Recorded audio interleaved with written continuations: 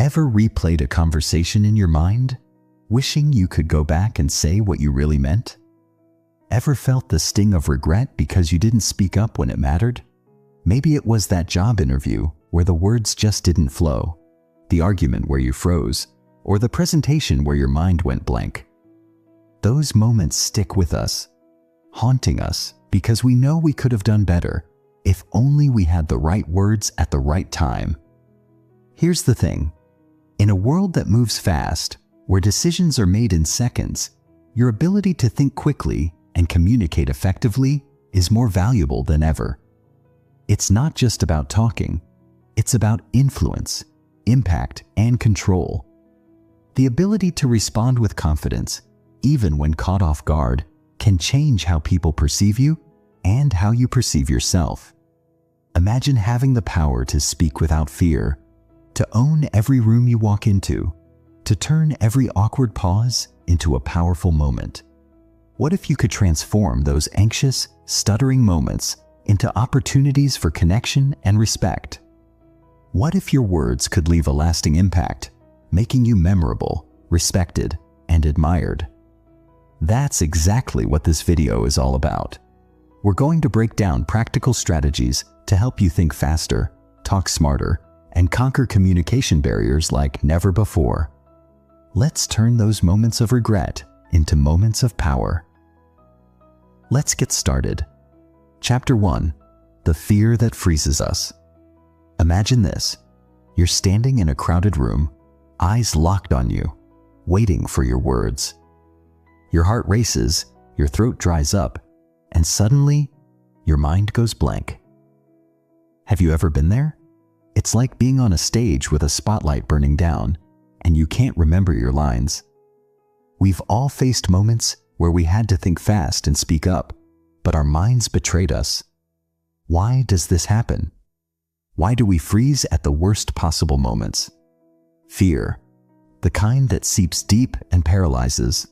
The fear of judgment, of sounding foolish, of saying something wrong. It's like a silent force pulling us back from expressing our thoughts confidently. But here's a reality check. Everyone has experienced this. Even the most charismatic speakers and quick-witted personalities have stumbled. The difference? They didn't let fear stop them. They learned to use it. They mastered the art of controlling their anxiety, redirecting that tension, and channeling it into sharper thinking. It's crucial to understand that our brains are designed to react to fear. The fight or flight response is hardwired into us. When faced with an unexpected question or a sudden need to respond, our brains perceive it as a threat. The adrenaline rushes, our pulse quickens, and we either prepare to defend ourselves or escape. But when there's no literal danger, this primal reaction can backfire, leaving us speechless. The trick lies in recognizing this moment, the instant your mind wants to shut down, and hacking it. If you've ever wondered why some people seem effortlessly quick-witted, it's not because they're fearless. It's because they've conditioned their minds to use fear as fuel. They have trained their brains to think under pressure, turning panic into performance. Imagine if you could flip that switch too, where fear isn't a barrier, but a motivator. What if the next time you're asked a tough question, instead of freezing, you fire back with clarity and confidence? This book isn't about erasing fear, it's about leveraging it. Chapter 2. The Art of Buying Time. Let's face it, the most brilliant responses aren't always the quickest. Sometimes, they're the most well thought out. Yet, in a world that rewards speed, we feel pressured to respond instantly. You ever notice how quick comebacks get the loudest laughs or the most attention? It creates this expectation that if you don't answer fast, you're somehow slower or less intelligent. But here's the twist. The smartest people know how to buy time without appearing clueless. Pausing isn't a weakness, it's a strategy. Imagine being asked a complex question during a meeting. Most people stumble or spit out the first thing that comes to mind. But those who think faster and talk smarter, take a moment, a quick, intentional pause. They let that breath settle, allowing their minds to scan through thoughts, experiences, and ideas. A slight pause can make you appear more thoughtful, composed, and deliberate. Instead of rushing to fill the silence, they use it. Silence in these moments is a weapon. When you need a moment to think, try something simple yet effective. Repeat or reframe the question before answering. It does two things. It buys you time, and it shows you're genuinely considering the question. For instance, if someone asks, "How would you handle a crisis like this?" respond with, "That's a great question. Handling crises requires both quick thinking and a calm approach." Now, while you're saying this, your brain is rapidly forming a more structured answer. Humor can also be a lifesaver when you're trying to buy time. Ever heard someone laugh off a tough question with a lighthearted comment like, "Well, that's $1,000,000 question," or, "Oh, trying to test my wisdom, huh?" It resets the tension, gets a laugh, and gives you a beat to think. Smart humor isn't just about being funny. It's about disarming the pressure and reclaiming control of the conversation. People who think faster aren't always the most intelligent. They're just the most strategic. They know how to stretch seconds into minutes, how to stall without stalling. They've mastered the art of making pauses feel purposeful, even powerful. The next time you're on the spot, take a breath, throw in a light comment, or reframe the question. Let your mind catch up before your mouth does. Chapter 3. The Power of Precision. Have you ever noticed that the most persuasive speakers aren't the ones who talk the most, but the ones who talk with precision? They can capture your attention in just a few words while others ramble on endlessly. The secret isn't in saying more, it's in saying exactly what matters. In a world overflowing with noise, precision is power. Think about it. When someone confidently drops a precise, sharp statement, it cuts through the clutter. Vague and hesitant words like maybe, probably, or I think dilute the impact. It's not just about sounding confident, it's about being confident. The most impactful communicators use their words like darts, aimed, purposeful, and effective. But how do you develop this skill? How do you think faster, yet speak with precision? The answer lies in learning to trim the unnecessary. Before responding, consider, what's the core message? What's the most straightforward way to convey it? If someone asks for your opinion, skip the fluff. Instead of, "I kind of think that maybe this could work," say, "I believe this will work because..." Directness doesn't mean being harsh, it means being clear. And clarity is a magnet. Another crucial aspect of precision is asking yourself, what's the purpose of your response? Is it to inform, persuade, challenge, or connect? If you know your purpose, your words will naturally align with it. When a conversation goes off track, redirect it. If someone derails your point, humor can be a lifeline.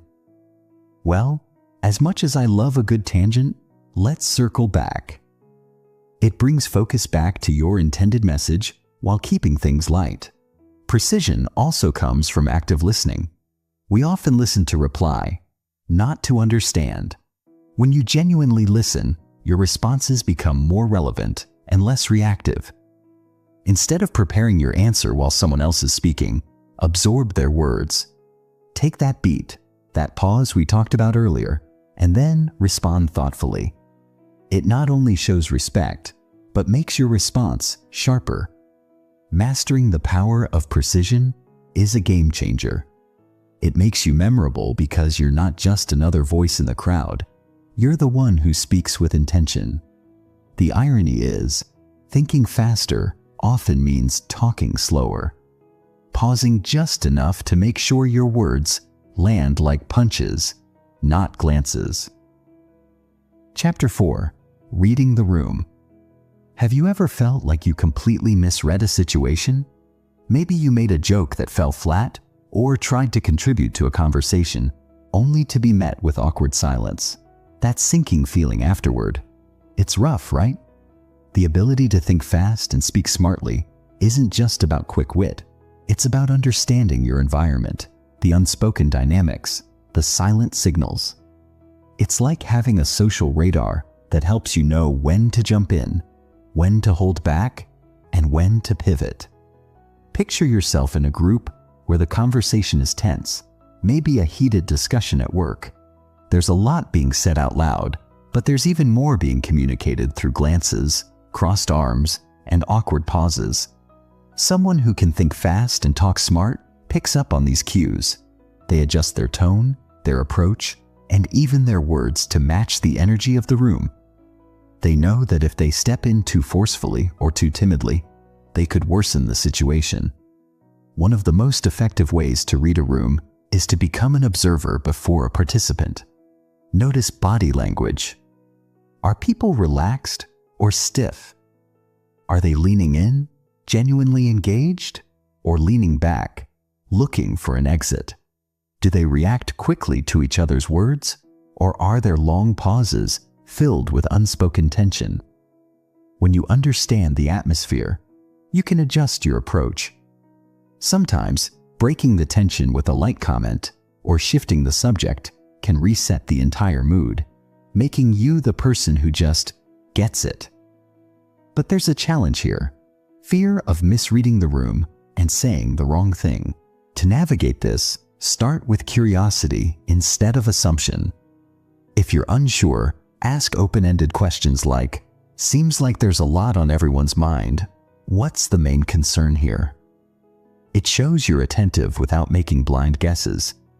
The goal is to create a bridge, not a barrier. When you master the art of reading a room, you become that person who can seamlessly blend into any environment, adapt to any conversation, and leave a lasting impact. Chapter 5. The Confidence-Competence Loop. Confidence and competence, the ultimate duo that either empowers us or leaves us stumbling.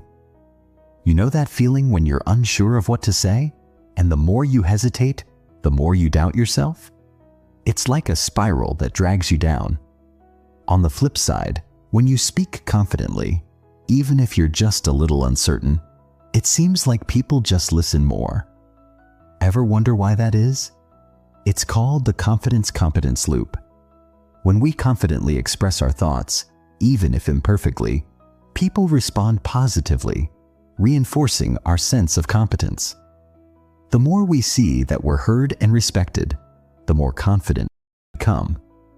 It's a loop that builds on itself. But here's the kicker: it works the other way around too. Doubt yourself, hesitate, and you feed the narrative that you're not capable.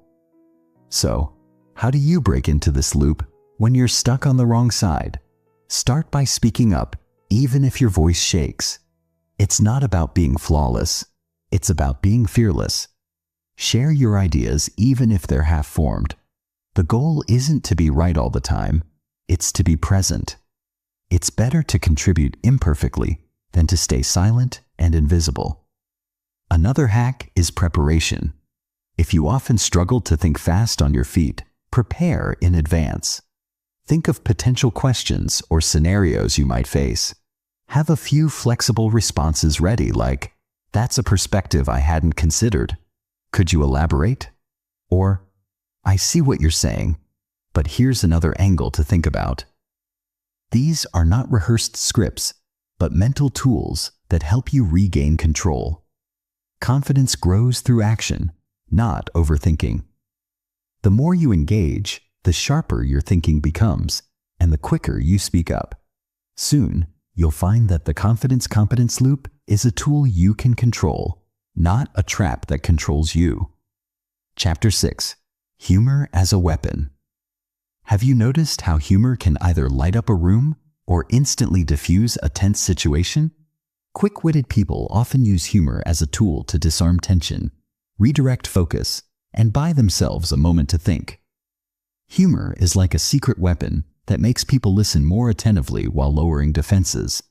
But here's a reality check: not all humor works. Misusing it can backfire, leaving awkwardness or even offense. Humor, when done right, isn't about delivering the perfect joke. It's about timing and relevance. It's not about being a stand-up comedian. It's about reading the moment and knowing when to slide in a light comment. If someone's being aggressive or overly critical, a carefully placed playful comment like, "Whoa, should I start taking notes?" can reset the dynamic without being confrontational. It buys you a second to think and shows that you're not rattled. Self-deprecating humor, used moderately, is a powerful way to show confidence. When you can laugh at your own mistakes or shortcomings, it disarms others and makes you relatable. If you stumble over your words or blank out momentarily, saying something like, "There goes my brain taking a coffee break," not only lightens the moment, but also makes you seem composed and approachable. It shows you don't take yourself too seriously, yet you're in control. However, avoid humor that targets others in a way that feels mean-spirited or belittling. It might get a laugh, but it can create unseen damage. The goal is to connect, not divide. Humor should feel like a bridge, not a barrier. If you're someone who feels they aren't funny, don't overthink it. Humor isn't a talent reserved for a few. It's a skill that develops with practice. Start with light comments, playful observations, or even relatable brain freeze moments. You don't need to be the funniest person in the room. You just need to show that you can handle situations without letting pressure break you. Humor is a tool to think faster, speak smarter, and create an undeniable presence. Chapter 7. The Power of Pausing. Silence can be deafening, can't it? Those awkward gaps where it feels like the world is waiting for you to say something brilliant. They can be terrifying. But here's the thing. Pausing isn't a weakness. It's a power move. If you've ever noticed strong speakers, they aren't the ones who ramble on and on. They're the ones who take a beat, think, and then deliver their words with precision. Pausing gives you control over your mind, your nerves, and the entire conversation. Imagine being asked a tough question during a meeting. Your instinct might be to start speaking immediately, filling the space with any words you can find. But what if you paused, took a breath, and then spoke with intention? That pause doesn't make you look clueless. It makes you appear thoughtful and composed. The power of a pause lies in the fact that it gives you a chance to process, gather your thoughts, and choose your words carefully. It also makes people listen more intently. Silence creates anticipation. Pausing also allows you to redirect your own nervous energy. When you rush to speak, your mind races and your thoughts can spiral. But when you take a moment to breathe, you anchor yourself. You regain control. A pause can be a pattern interrupt, a reset button when your brain is overloaded. It shows that you're considering your response rather than reacting impulsively. If you fear awkward silence, try a simple technique. Acknowledge the moment. If someone throws a question at you, you can say, "That's a great question. Let me think for a second." It buys you time and shows that you're thoughtful, not caught off guard. Pausing isn't about hesitation. It's about confidence. It's a sign that you're not just filling the air, but genuinely engaging with the conversation. Chapter 8. Handling high-pressure situations. We've all been there. A moment where the spotlight is on you, expectations are high, and your mind goes completely blank. Maybe it's a job interview, a presentation, or that critical moment when someone challenges your opinion in front of everyone. The pressure feels crushing, and your thoughts scatter like startled birds. But here's a truth that can change the game. Pressure doesn't create weakness. It reveals what you've trained for. High-pressure situations are intense because we fear judgment, failure, and embarrassment. The fear of looking foolish often overrides our ability to think clearly. The first step to managing pressure is to redefine what it means. Pressure isn't your enemy. It's a signal that something important is happening. It means this moment matters, and your body is gearing up to face it. A powerful technique to handle pressure is reframing. Instead of thinking, I can't mess this up, think, this is my chance to show what I know. It shifts your mindset from avoiding failure to seeking opportunity.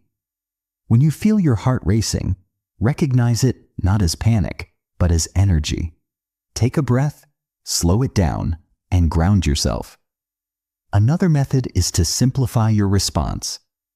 When faced with a tough question or challenge, don't aim for the perfect answer.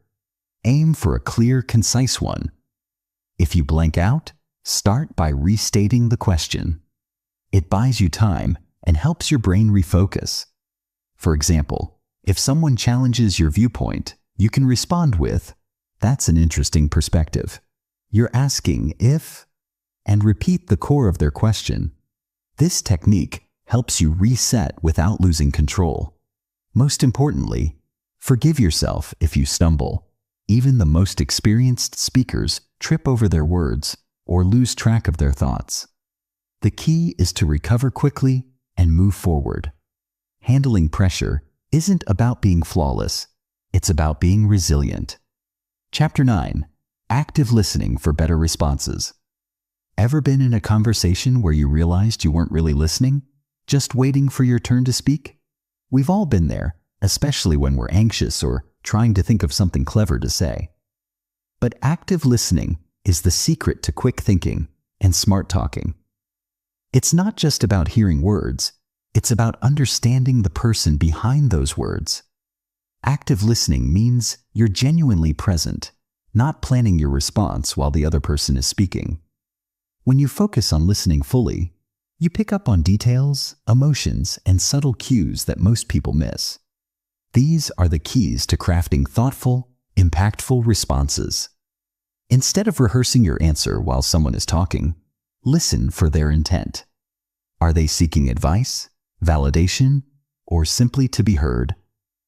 Responding to their underlying need makes you seem insightful and empathetic. Active listening isn't just for deep conversations. It's a game changer in quick interactions too. When someone throws a question at you, focus entirely on their words. Often, the answer is right there. People tend to reveal their concerns or expectations through their phrasing. If you're genuinely listening, you can tailor your response precisely to what they need. If you're worried you'll forget what you want to say while listening, try a simple technique. Jot down a quick keyword or two. It keeps you present without losing your thought. Another trick is to mirror their words briefly. If someone says, "I'm struggling with this new project," you can start your response with, "I get that. New projects can be overwhelming. What's the toughest part right now?" This approach shows empathy, buys you time, and helps deepen the conversation. The irony is that listening actively not only helps you think faster, but also makes you more memorable. People feel genuinely valued when they sense they're being heard.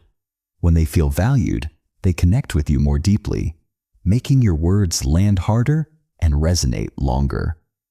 Chapter 10. Thinking on your feet. Imagine standing in a room full of people, and suddenly, all eyes are on you. Maybe someone has just asked a challenging question, or you're called out unexpectedly to share your thoughts. Your mind races, your palms sweat, and you can practically feel the silence pressing in. What do you say? How do you respond without sounding foolish or unsure? Thinking on your feet isn't just about quick wit. It's a skill you can develop. The key is learning to stay present and grounded when the pressure is on. Most of us panic because we fear making mistakes or appearing unprepared. But here's the truth. Everyone struggles with unexpected moments. The difference between those who freeze and those who flow is practice and mindset. A simple trick to sharpen your on-the-spot thinking is using the 3-second rule. Before you respond, take a quick 3-second pause. It feels long to you, but for others, it's barely noticeable. In those seconds, breathe, gather your thoughts, and consider your response. It prevents knee-jerk reactions and helps you answer with intention. Another approach is to have a mental go-to framework for answering questions.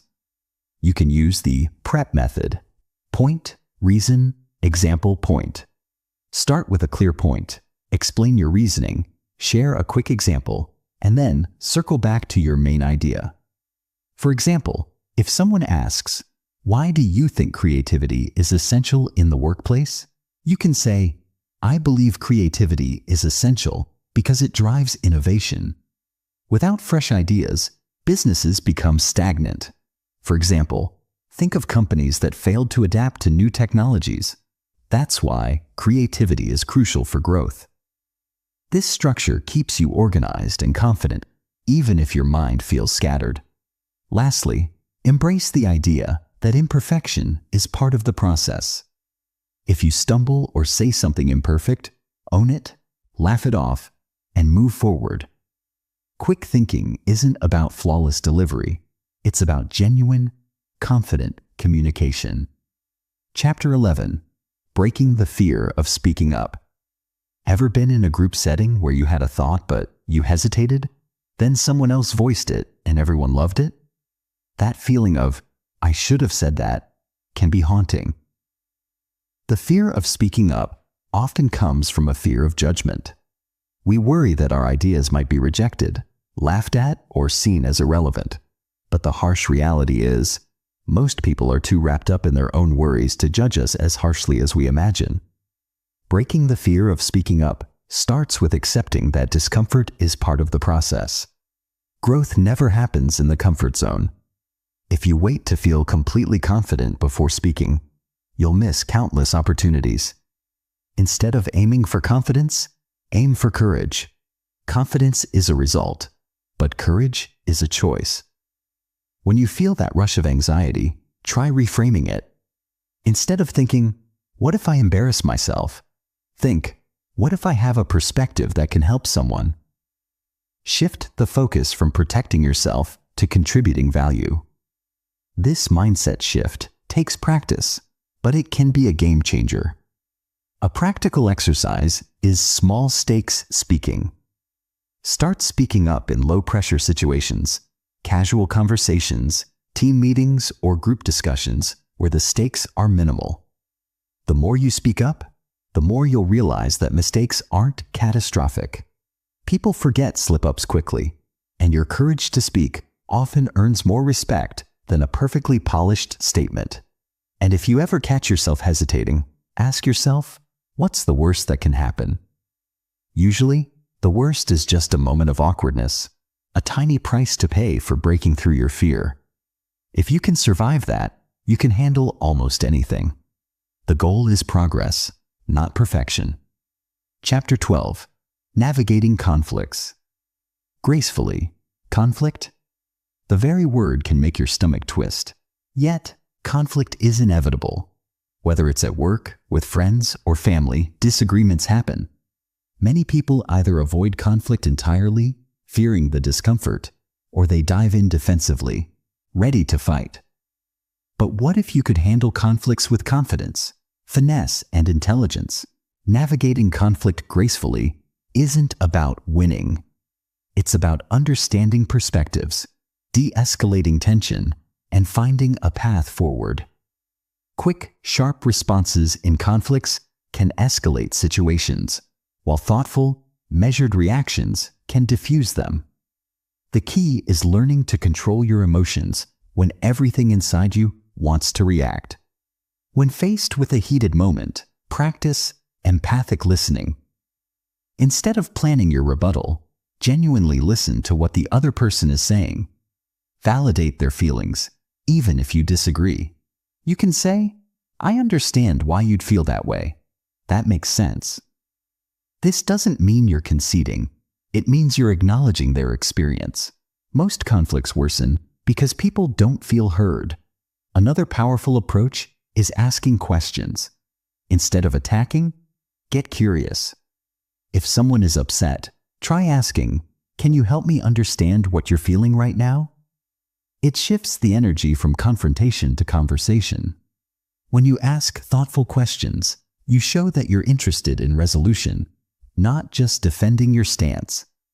If you do feel your emotions getting the best of you, take a breath and ground yourself. Pausing, even for a second, can prevent reactive, regrettable words. Remember, in conflicts, it's not about who is right, but what is right. The goal isn't to win, it's to understand, connect, and find a solution that respects everyone involved. Chapter 13. The Power of Silence. Silence is uncomfortable. In a world that values quick responses and instant reactions, silence feels like failure. We often rush to fill the gaps with words, fearing that silence makes us appear uncertain or unintelligent. But what if silence is actually one of the most powerful tools you have? Imagine this. You're in a heated debate, emotions are high, and everyone's talking over each other. In the chaos, someone suddenly pauses. They take a breath, look around, and let the silence linger. That moment of quiet cuts through the noise. People start to listen. This isn't just about speaking less. It's about using silence strategically to command attention and create impact. Silence gives you space to think, to process, and to consider your response thoughtfully. It also pressures the other person to reflect, reconsider, or reveal more. When someone says something challenging or provoking, resisting the urge to respond immediately can give you the upper hand. They might expect a defensive reaction, but silence can disrupt that expectation, shifting the dynamic in your favor. Silence also communicates confidence. When you are unafraid to let a moment of quiet hang in the air, it shows you're in control of your emotions, your words, and the situation. If someone challenges you or throws a curveball question, take a beat. Don't rush. Show that you're considering your answer, that you're intentional. However, silence is a double-edged sword. Use it thoughtfully. Silence out of fear is different from silence out of confidence. Learn to recognize when you're avoiding speaking out of anxiety versus when you're choosing silence as a strategic tool. When mastered, silence is more than just the absence of sound. It's a form of powerful communication. Chapter 14. Nonverbal Communication. We put so much pressure on words to persuade, to connect, to prove a point. But often, the most powerful communication happens without a single syllable. Imagine a time when someone just looked at you and you instantly understood what they meant. Disappointment, approval, surprise. No words needed. That's the unspoken power of nonverbal communication. When words fail or falter, your body language steps in. Your posture, facial expressions, eye contact, and gestures all communicate what you may struggle to articulate. The problem is, most of us are unaware of what our body is saying. You might be speaking confidently, but if your arms are crossed or your gaze is down, you're sending mixed signals. To communicate more effectively, start paying attention to your nonverbal cues. Are you nodding slightly to show you're listening? Are you maintaining eye contact to show engagement? Are your gestures open, or are they closed off and defensive? These subtle signals speak louder than you realize. Nonverbal communication also helps when you feel stuck or anxious. If you're at a loss for words, a genuine smile, a thoughtful nod, or a steady gaze can hold space until you regain your footing. It buys you time, and it shows that you're present, even when your mind is racing. And it's not just about your own body language. It's about reading others too. If someone leans back, crosses their arms, or avoids eye contact, they might be resistant or uninterested. Picking up on these cues helps you adapt in real time, adjusting your approach to connect more effectively. Mastering nonverbal communication isn't just a bonus skill. It's a necessity if you want to think faster and communicate smarter. Chapter 15. Handling Difficult People. We all have that one person who just seems impossible. The colleague who criticizes everything, the friend who always plays the victim, the family member who never listens. Difficult people can drain our energy, trigger our insecurities, and make us question our ability to handle conflict. Yet, difficult people are inevitable.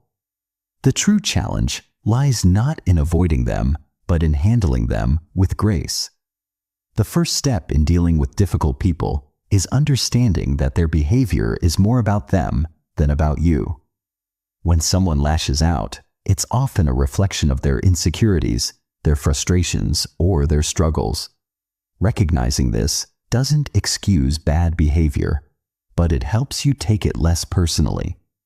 If someone is constantly critical, try asking them direct, thoughtful questions. Can you help me understand your perspective better? Or, what specifically do you think could be improved? This shifts the focus from criticism to collaboration. Often, difficult people expect conflict, not curiosity. By responding with genuine interest instead of defensiveness, you disarm them. Another strategy is setting boundaries. Difficult people often push limits because they feel they can. Be clear about what you will and won't tolerate. If someone consistently interrupts or talks over you, calmly but firmly say, "I'd like to share my perspective now. Could I finish my thought, please?" Standing up for yourself doesn't make you confrontational. It shows self-respect. Lastly, don't waste energy trying to win against difficult people. If someone is committed to misunderstanding or provoking you, it's not your job to change them. Walk away when necessary, protect your peace, and choose your battles wisely. Difficult people may never change, but you can control how you respond to them, and that's where your power lies. Conclusion. As we wrap up this journey through Think Faster, Talk Smarter, remember that communication isn't just about speaking. It's about strategy, awareness, and courage. You've learned how to master your mind under pressure, how to leverage silence to your advantage, and how to navigate even the most challenging conversations. These skills are not just tools, they're your keys to influence, confidence, and deeper connections. Whether it's a critical job interview, a heated debate, or a moment of doubt, you now have the ability to think on your feet and respond with power. But don't let this knowledge just sit here. Apply it. Start small. Take a pause before you speak. Notice your body language. Stay curious during tough talks. Each step builds your confidence and sharpens your ability to communicate like a pro. If you found these insights valuable, share this video, leave a comment, and make sure to check out our other content for more practical wisdom to elevate your life. Remember, mastering communication is not just about speaking. It's about thinking smarter, living smarter. If you found this video valuable, don't forget to like, share, and subscribe. Drop a comment below on what strategy you're going to try first, or the toughest communication challenge you faced. Check out our other videos for more insights to strengthen your confidence and communication skills. Hit that notification bell so you never miss out. Let's keep learning, growing, and speaking smarter together.